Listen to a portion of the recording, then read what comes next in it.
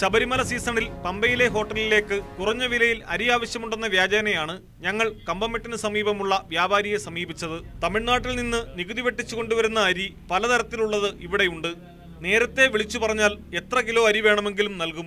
വഴിയിൽ പരിശോധനയുണ്ടെങ്കിൽ കാണിക്കാൻ ബില്ലും നൽകും. വേണമെങ്കിൽ പ്രത്യേക ബ്രാൻഡിന്റെ പേരിൽ തന്നെ തമിഴ്നാടൻ അരി കിട്ടും.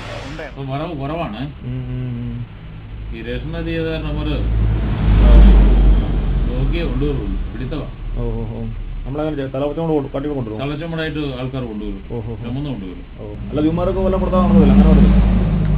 കേരളത്തിൽ പ്രശ്നമില്ല. തമിഴ്നാട് ഉദ്യോഗസ്ഥന്മാരെ അപ്പുറത്ത് വിട്ട് വിളിച്ചാൽ പണിയുണ്ട്.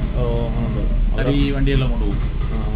വണ്ടി കിട്ടത്തില്ല. അതാ ചെറുതൊക്കെ അങ്ങനെ 1000 കിലോ 2000 കിലോ പിടിക്കത്തില്ല. കൂടുതൽ പിടിച്ചാലേ ഉള്ളൂ. തമിഴ്നാട്ടിൽ നിന്നും തലച്ചുമടായാണ് അരി കൊണ്ടുവരുന്നത്. ഇതിനായി നിരവധി പേരുണ്ട്. 45 കിലോ അരി എത്തിക്കുന്നതിന് 500 രൂപയാണ് കൂലിയെന്നും വ്യാപാരി വെളിപ്പെടുത്തി. നമുക്ക് ഡെയിലി 10,000 കിലോ കിട്ടിയാൽ തന്നെ തീരും. ഡെയിലി സാധനം വരും പറ്റും. ഡെയിലി 10,000 കിലോ അടുത്ത് വരും. അന്ന് തന്നെ തീർക്കുകയും ചെയ്യും. രാത്രി കൊണ്ടുവരും. നൈറ്റിലൊക്കെ നല്ല പൈസ ഒരു ചാക്കർ വരുമോ? 40-45 കിലോ എല്ലാം. ഓർഡർ അനുസരിച്ച് ആവശ്യമെങ്കിൽ കൂടുതൽ അരി എത്തിക്കുകയാണ് ചെയ്യുക. കേരളത്തിലെ റേഷൻ അരിയേക്കാൾ ഗുണമേന്മയുള്ളതിനാൽ ഈ അരിക്ക് ആവശ്യക്കാരേറെയാണ്. നിറം ചേർത്തും അരിമില്ലുകളിലെത്തിച്ച് വില കൂടിയ അരിയുമായി കലർത്തിയും തമിഴ്നാടൻ അരി വിറ്റഴിക്കുന്നുണ്ട്.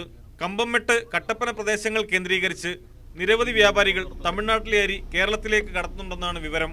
അരി ശേഖരിച്ചു നൽകാൻ തമിഴ്നാട്ടിലും നിരവധി ഇടനിലക്കാരുണ്ട്.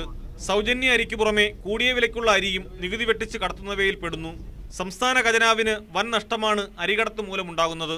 ക്യാമറാമാൻ അരുൺ പാലോടിനൊപ്പം പ്രദീപ് സി നെടുമൺ, ന്യൂസ് 18 കേരളം.